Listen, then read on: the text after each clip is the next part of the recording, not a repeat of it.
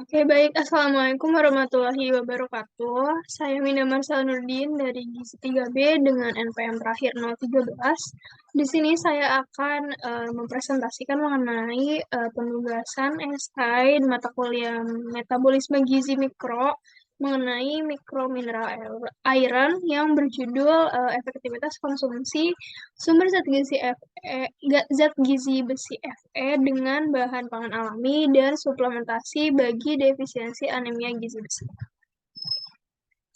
Nah, zat gizi besi ini kan merupakan salah satu komponen mikromineral yang dibutuhkan dalam jumlah kecil namun penting karena berperan dalam proses pengikatan protein Hb dan membantu transportasi oksigen ke seluruh tubuh yang dalam hal ini membentuk produksi sel darah merah untuk membantu proses metabolisme sel-sel tubuh. Dan kekurangan zat besi ini dapat menyebabkan anemia, kelemahan, sakit kepala, dan masalah pada sistem imun.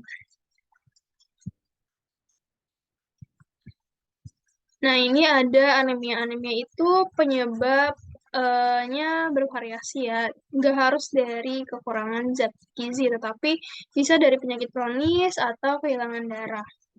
Nah, anemia ini menurut Riskesdas tahun 2018 itu ada sebesar 48,9% dari penderitanya yang sedang hamil, dari wanita hamil.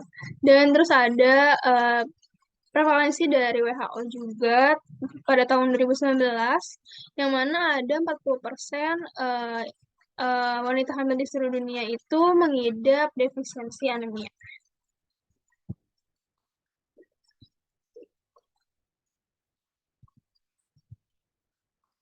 Nah, pengobatan defisiensi anemia ini bisa meliputi dari kombinasi macam-macam intervensi. Bisa dari sumber bahan pangan. Mungkin ini pengobatan ya, kalau misalnya pengobatan itu ketika dia sudah mengalami. Tapi di sini tujuan intervensi ini, tujuan esai ini adalah untuk membandingkan intervensinya gitu. Termasuk pemberian obat atau suplemen. Terus, jika konsumsi kombinasi bahan pangan alami dan suplemen zat besi diterapkan untuk pengobatan defisiensi besi, maka dapat terjadi perbaikan kadar zat besi. Itu tadi ya, kenapa pengobatan atau penanganan, lebih tepatnya penanganan defisiensi anemia gizi besi ini bisa dari sumber bahan pangan ataupun suplementasi.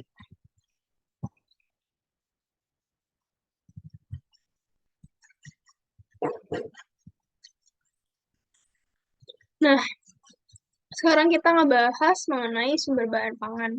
Nah, sumber bahan pangan itu banyak banget sumber gizinya, gizi besinya itu, yaitu bisa berasal dari daging ayam, ikan, kacang-kacangan, seafood, sayuran hijau, biji-bijian, dan buah-buahan.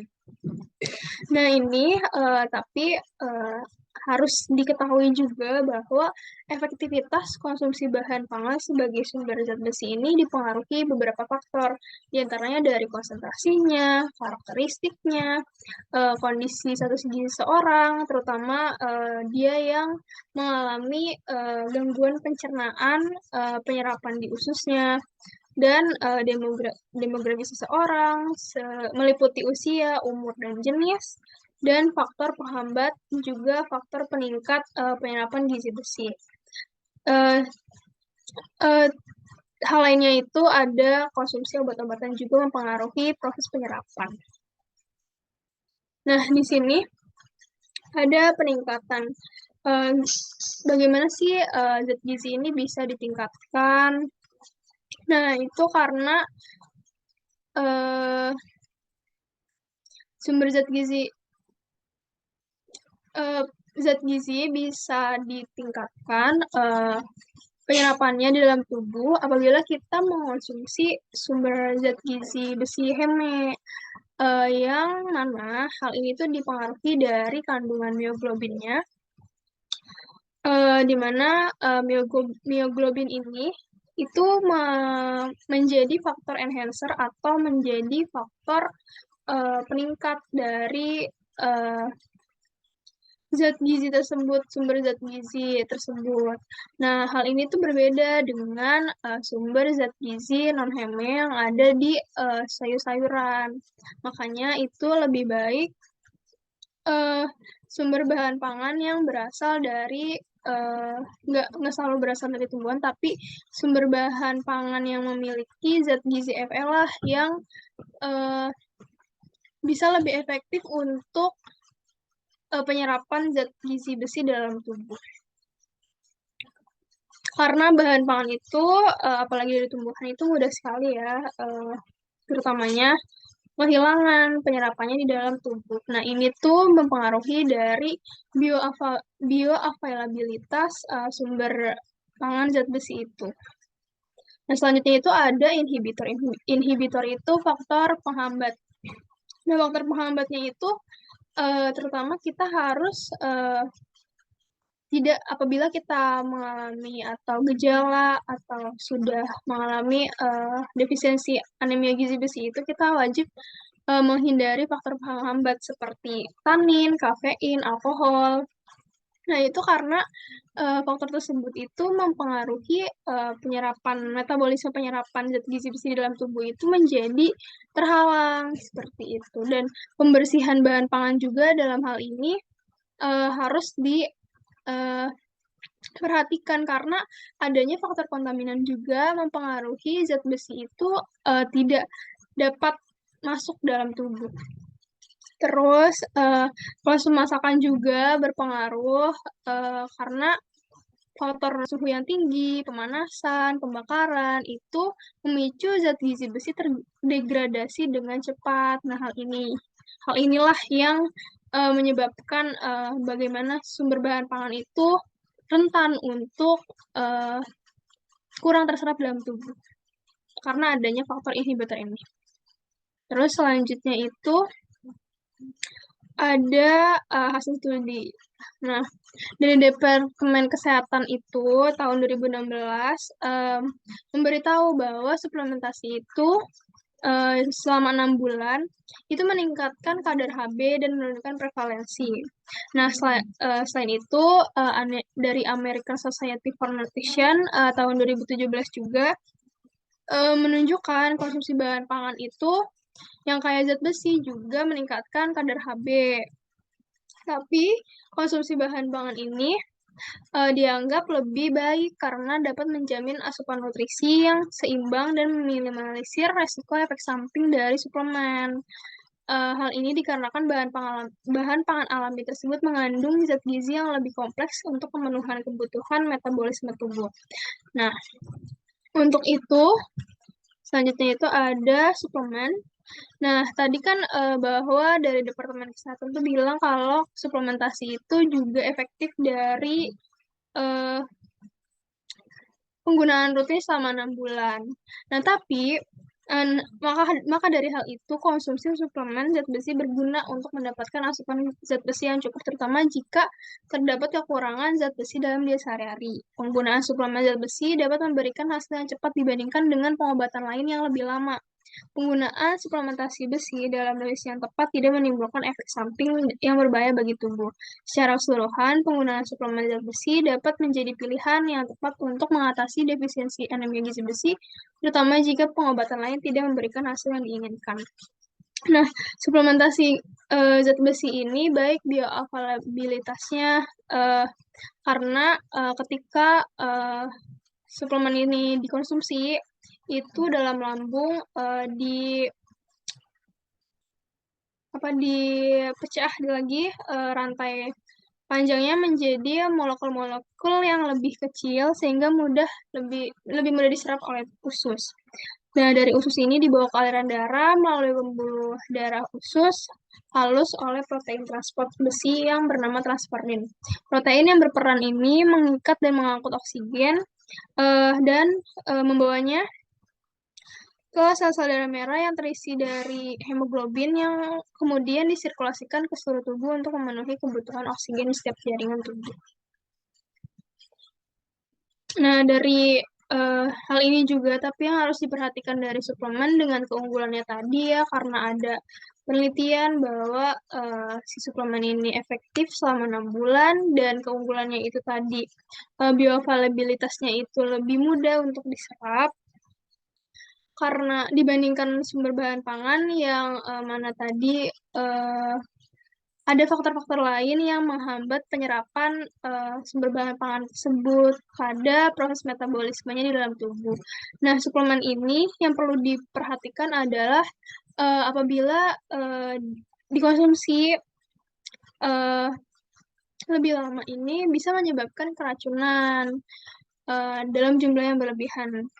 Nah, seperti keracunannya itu atau kendalanya itu seperti efek sampingnya itu ada nyeri perut, muntah, diare, sakit kepala, pusing dan kejang. Nah, terus mengganggu metabolisme tubuh juga seperti mengganggu produksi hormon dan enzim yang diperlukan untuk proses metabolisme dalam tubuh. Mengganggu fungsi hati dan ginjal. Jika dikonsumsi dalam jangka panjang, ini juga dapat meningkatkan risiko kanker usus. Untuk meningkatkan bioavailabilitas suplemen zat besi di metabolisme, diperlukan pengaturan dosis penggunaan suplemen zat besi sesuai dengan kondisi fisiologis individu serta mengatur pola makan yang seimbang untuk mengandung zat eh, besi yang banyak. Nah, maka dari itu, nah ini juga yang jadi perhatian bahwa khusus untuk suplemen zat besi diperhitungkan untuk dewasa itu maka sekitar 60 sampai 120 miligram per hari. Dan yang perlu diketahui juga, konsumsi suplemen ini bisa mengganggu absorpsi zat besi lain dari makanan yang dikonsumsi sehingga dapat mengganggu keseimbangan zat besi dalam tubuh.